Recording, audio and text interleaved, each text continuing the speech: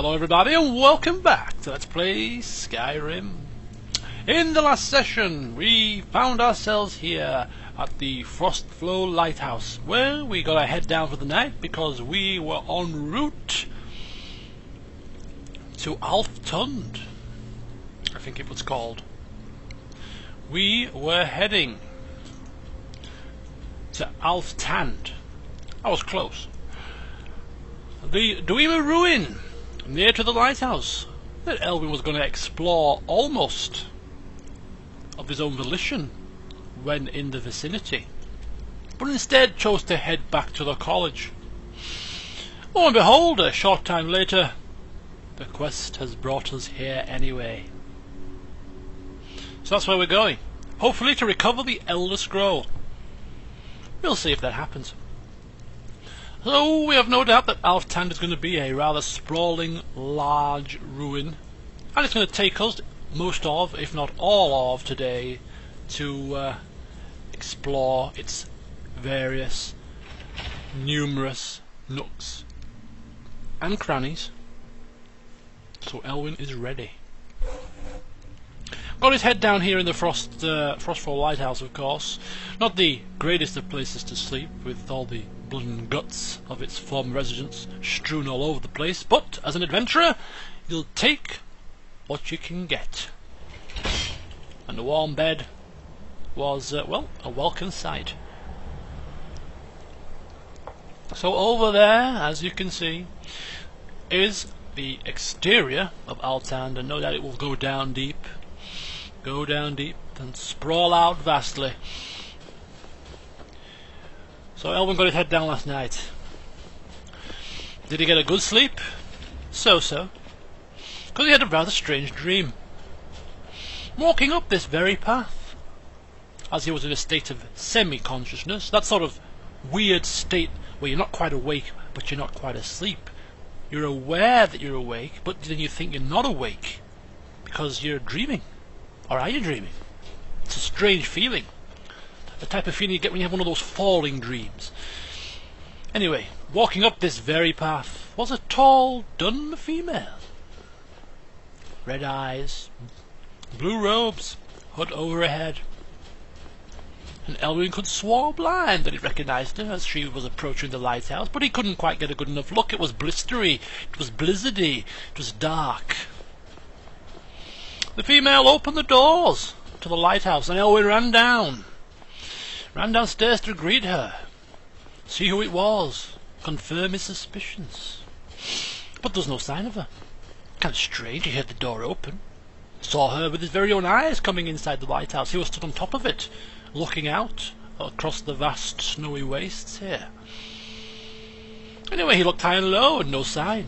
He even delved down deep below the Frostflow Lighthouse, and in the Cowra's lair, hanging in a cage, was this female. As he was running towards her, thinking, what the hell's she doing there? The cage fell from its perch, cracked open on the floor, and the female inside sprawled out, as the Cowra's queen lunged upon her. A frightening sight, and he woke up in a hot sweat, calling out the name of the female. Yes, Berlina, he called out in horror, in a cold sweat. What does the dream mean? Elwyn does not know, but it was a very, very strange dream, and after that he couldn't quite get to sleep. Thinking, wondering, is Berlina okay? Has she suffered some sort of malady in the College of Winterhold, or some kind of spell lesson gone wrong? Fortunately, in good old Skyrim, there's no mobile telephones to ring up. Of course he could teleport there, find out for himself. But he's sure it's just his imagination. Just his overactive and vivid imagination playing tricks on him. But after we've been here at Alftand, and after we have gone back to the fella that we're supposed to hand this quest into, the name escapes me, I'll get there eventually, Septimus Cygnus, of course, that's the fella, I'm sure that he will return to find everything is fine. But it got Elwyn thinking, Alftand discovered, eh? Why is he wandering these wastes, these cold wastes of Skyrim here? Why is he wandering them alone? Yes, He needs to prove himself as a capable mage, an archmage that is capable, oh my goodness gracious me, we have dead bodies here, capable of looking after himself, fending for himself, using his magical abilities to survive whatever the enemies may throw at him. But it's got to be a time where you say, enough's enough. He does have his fluffy friend to keep him company every so often, but you've got to admit, he's hardly the conversationalist. Expedition manifest, wow, okay. So is that dream a sign that Elwyn is getting bored once again? He hasn't been exploring for long on his own, actually. He's only just ditched Mercurio to the curb. But since leaving Berlina to study at the college, the theoretical side of magical practice, he can't help but feel a tinge of emptiness. He's had Mercurio, and for a very brief moment Cardio as well, but it's just not quite the same. It's just not quite the same. Would it be unfair of him to head back to the college after here and demand that Berlina once again accompany him? Passing her from pillar to post? I don't know. He'll have to think about it over the next coming days and see if he has any more strange dreams. Anyway, dreams are in the past. Now we have to focus on the present and get this bloody Elder Scroll sorted out. Anyway, here we are. Manifest of some sort. We've managed to secure the site and hold off any others who may try to steal our discoveries so far, especially those from the College of Winterhold, as if we're thieves and vagabonds, who seem to think the glory of exploring every ruin should be theirs alone. The crew for our expedition is as follows: Sulla Tribatius, myself, expedition leader; Umana, my constant companion and bodyguard. Yes, it's good to have one of those. Valley, a mage not associated with Winterhold, took some time to find. Endrast, a fellow explorer of some local renown, similar to Mercurial. Yag, a great brute of a woman, hired to keep the rest of the labour in check. Jadar and Jazar, two Khajiit brothers hired as labour. Need a couple more labourers. Getting through the ice is proving difficult. We've set up shelter and scouted the area. Small ruins on the lower plateau of the glacier don't seem connected to the main structure, and we haven't managed to find a way into the tower parapet we found here. Yang mentioned spotting a fissure in the glacial wall that may lead into the ruins, so we are going to try and find a way to get down there with the gear. Looks like a storm is coming. So this journal serving as an aide-memoire of sorts to assist us in getting into the ruins that we seek. Now, of course, we have a handy little map marker that will show us to the exact location that we need to go to, which is handy. But is this the main tower that they're talking about? And if it is, how do you get in here? Look at that. There's a lever inside. Maybe that's the exit. Maybe that's where we end up if we get into the ruins proper. I'm not going to stress about it. I'm not going to worry. We know and can see where we need to apparently go, so we just have to follow the path. Maybe this will take us to the glacial fissure that we need to delve into. I don't know. Anyway, this camp looks like it's been here a long time. I hardly expect any of those explorers to be still left alive.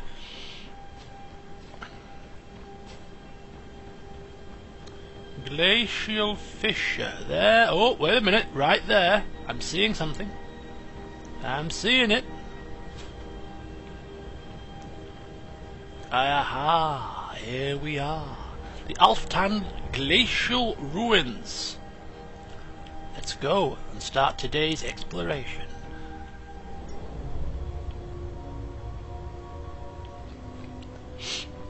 Right, so we're going to explore some glacial area before we even get into the main quest proper. You know, the main area, the main ruin proper. So this is definitely not going to be a short affair. It's not going to be a wham bam, thank you ma'am, in and out. It's going to be a rather long and arduous trek and trawl, and no doubt get ambushed and harassed by all kinds of automatons. But then again, dungeon delving wouldn't be the same without it, eh?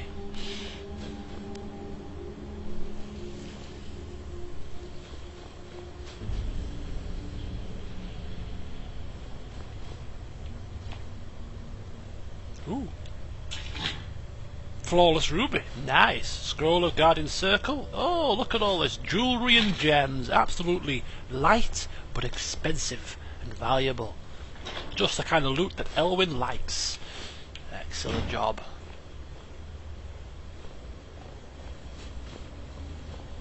Blood and guts. Never a good sign. It's been a long time since we've been in battle. A couple of weeks since we last played this game, so I might be a bit rusty to start with.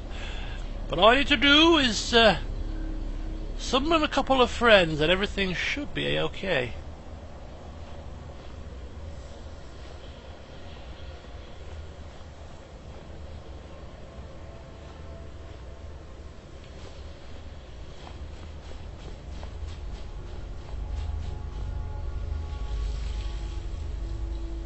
Hello?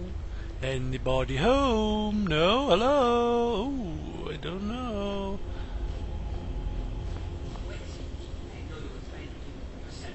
They're alive? Always try to keep it for yourself. No, there's got to be more scoop. Shut up! Shut up! Don't lie to me, Cesar. You hit it. Always try to keep it from me. A couple of these guys are still alive. I thought they were long dead. It looked like this camp outside had been there for some time and had rot had set in. What the hell? So they're still alive. Well, at least a couple of them are. Probably killed the rest of them just for a bloody skooma hit.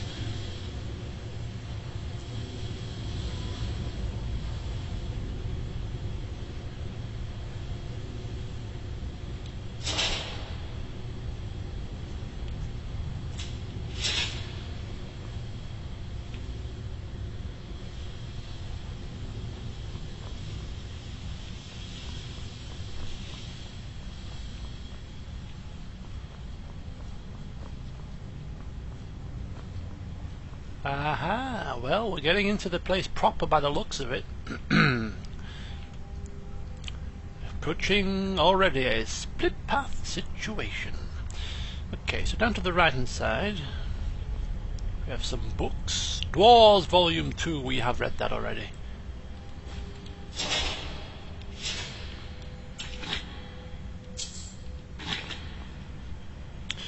Research notes, however, we might need to read that. And Dreamer Inquiries, we have read that as well.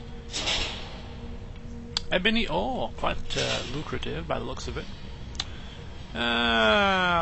We can't get this way. We cannot do it.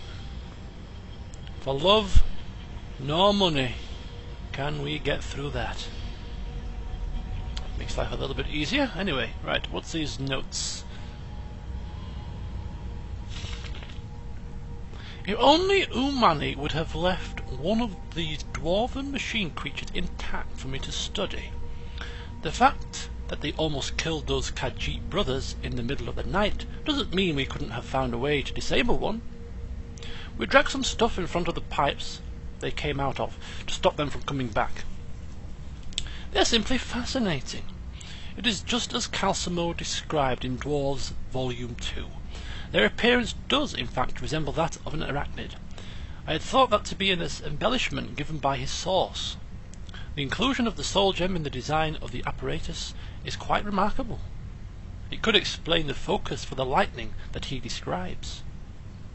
Oddly enough, it doesn't appear to be the main power source for the apparatus.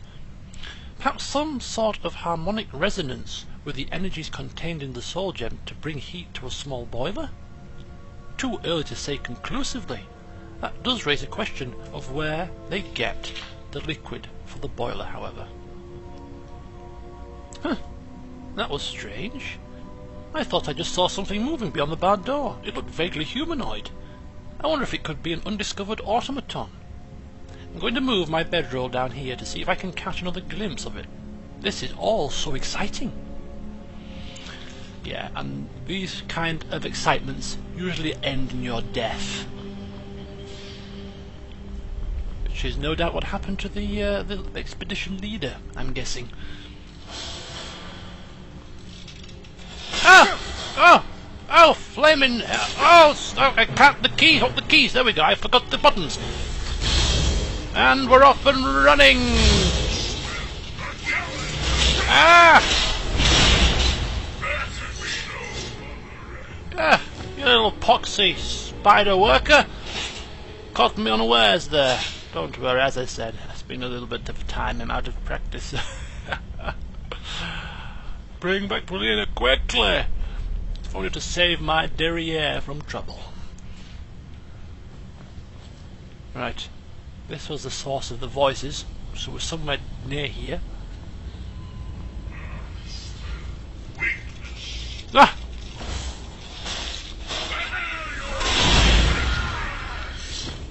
Well, that bloody expedition leader didn't do a good job of covering up every hole, did he? They're still coming out in the droves.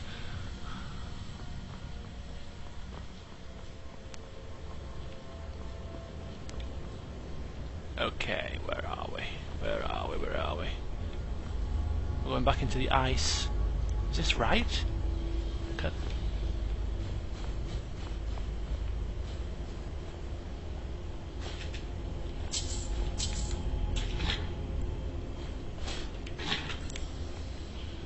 Was this where we were when we heard the voices for the first time? Could be. Could be.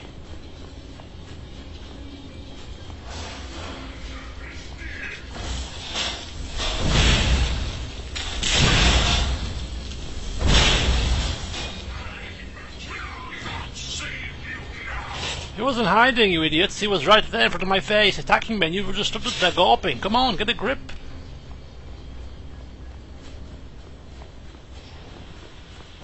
Who is this, brother? Hello? Another of the smooth skins looking for food?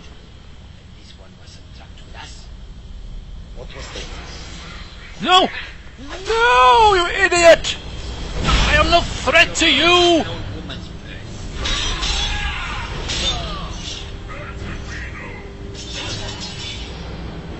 Thank you, guys.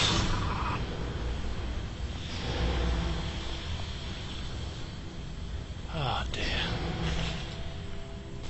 Why?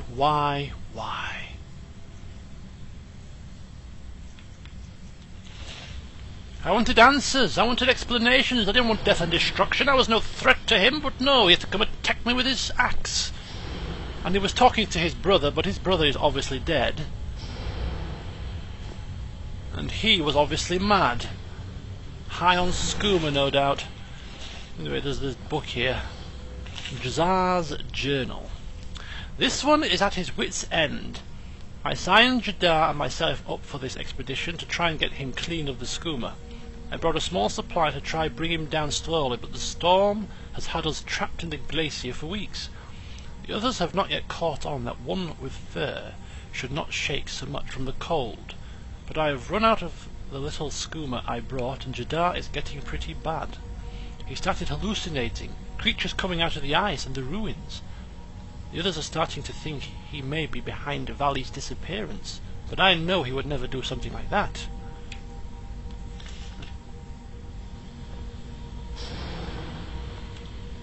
Oh dear.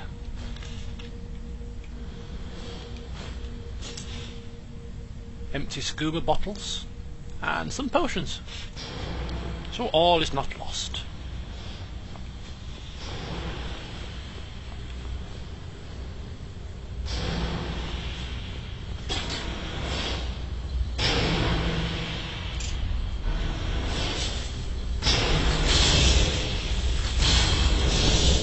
Yeah, this doesn't sound very good, so I'm going to summon some help. What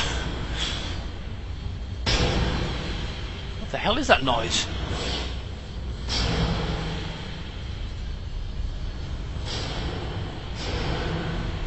Got another journal here. Umana's journal. It's been about a week since Valley went missing, and now Endrast is gone too. We found blood leading over to the barrel or barred off doorway, but Sulla seems to think that they found a way through and that they are trying to cut him out of the discovery. He keeps saying that we need to press on. We managed to break through into another section of the ruins, an animunculary, where the dwarves would produce their automatons. Oh, we've seen one of them before, in another ruin. We learned the hard way that the metal creatures are still alive in there, and it hasn't improved Yag's mood at all. She holds that the Khajiit brothers aren't involved with the disappearances, and has been keeping a hard eye on Sulla. The rations have all but run out, and we are going to have to decide soon whether to brave the storm or try to push further into the ruins. I don't know if the echoes of screams I've heard in my sleep are those of our missing comrades, or my own nightmares.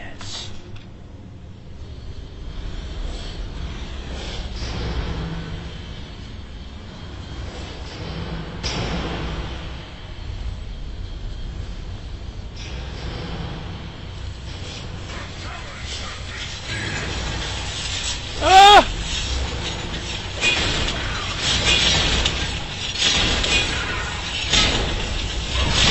Oh shoot! Sorry!